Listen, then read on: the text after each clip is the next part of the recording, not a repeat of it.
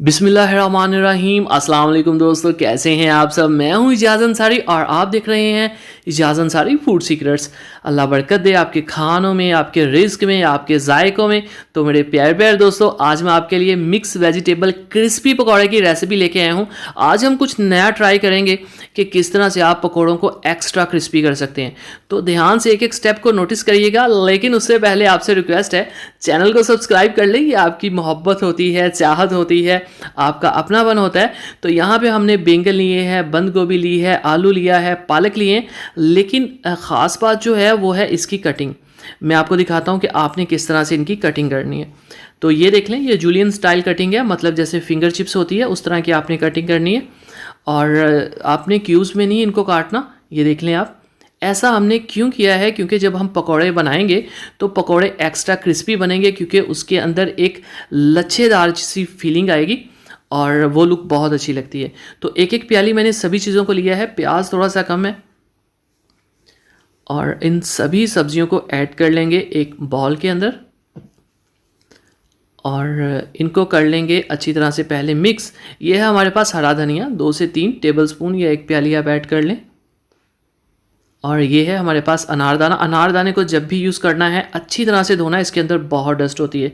और ये है हमारे पास हरी मिर्चें, इनको मैंने पानी में क्यों भिगो के रखा हुआ है ये मुझे आपने बताना है कमेंट बॉक्स में कि मैंने ऐसा क्यों किया है। तो देखते हैं आपको कितना पता है। 1 चम्मच जाएगा लाल मिर्च का पाउडर और 1 चम्मच ही इसमें जाएगा नमक का। और ये है हमारे पास कुटी हुई लाल मिर्च 2 चुटकी।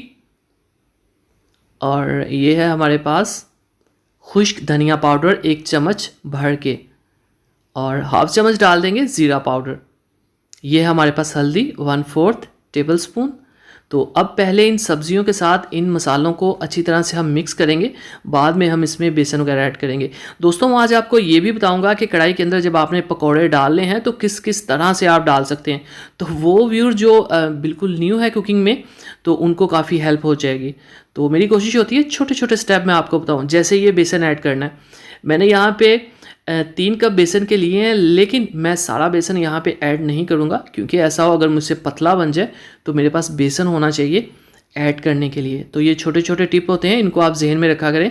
वो मेरी बहनें, मेरे दोस्त जो बिल्कुल नए हैं कुकिंग में, उनके लिए ये बहुत अहम होता है। तो अच्छी तरह से बेसन को हम वेजिटेबल्स के अंदर मिक्स कर लेंगे और अब इसमें पानी ऐड करेंगे। पानी अब आपने एकदम से सारा ऐड नहीं कर देना, अक्सर पकोड़े जो हैं वो पतले हो जाते हैं और जब वेजिटेबल ज़्यादा हों तो पानी कम डलता है, तो इसलिए हम थोड़ा थोड़ा पानी ऐड करेंगे। तो इस तरह से ये होता है कि जो रेसिपी है वो ख़राब नहीं होती और मिस्टेक का कोई भी चांस नहीं रहता। हाथों से अच्छी तरह से मिक्स करें। ये देखें आप, कितना वो लच्छेदार सी फीलिंग आ रही है ना अभी से आपको, और आपको लग रहा होगा कि अब ये काफ़ी क्रिस्पी पकौड़े बनेंगे। वो जो ढीली सी बन जाती है वो चीज़ नहीं बनेगी। बर्तन को अच्छी तरह से साफ़ करके रख लेंगे। अब गरम ऑयल आपने कर देना है, और एक ये तरीका है कि आपने एक एक पीस ऐसे रखना है।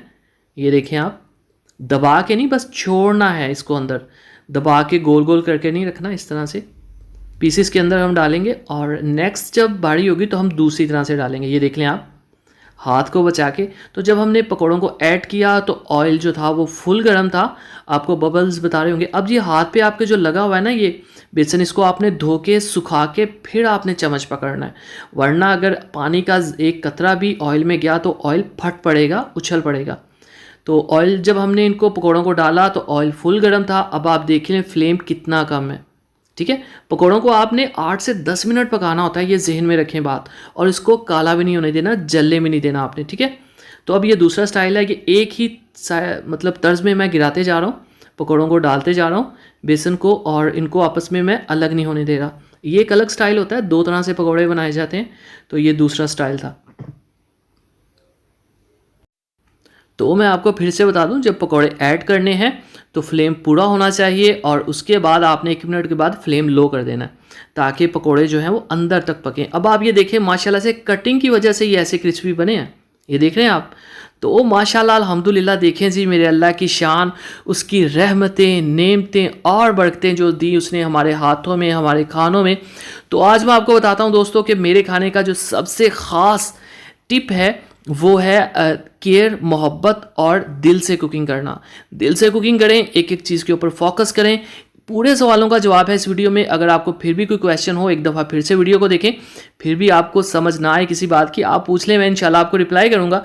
और दोस्तों, आपसे जो रिक्वेस्ट है वो ये है कि चैनल को सब्सक्राइब कर लिया करें। ये आपकी तरफ से चाहत होती है, मोहब्बत होती है, अपनापन होता है, और ये एक इनाम होता है जो आप हमें देते हैं। तो चैनल को सब्सक्राइब कर दीजिए, वीडियो को लाइक कर दीजिए। इजाज़त अंसारी को अगली वीडियो तक इजाज़त दीजिए। तब तक के लिए अल्लाह हाफिज़।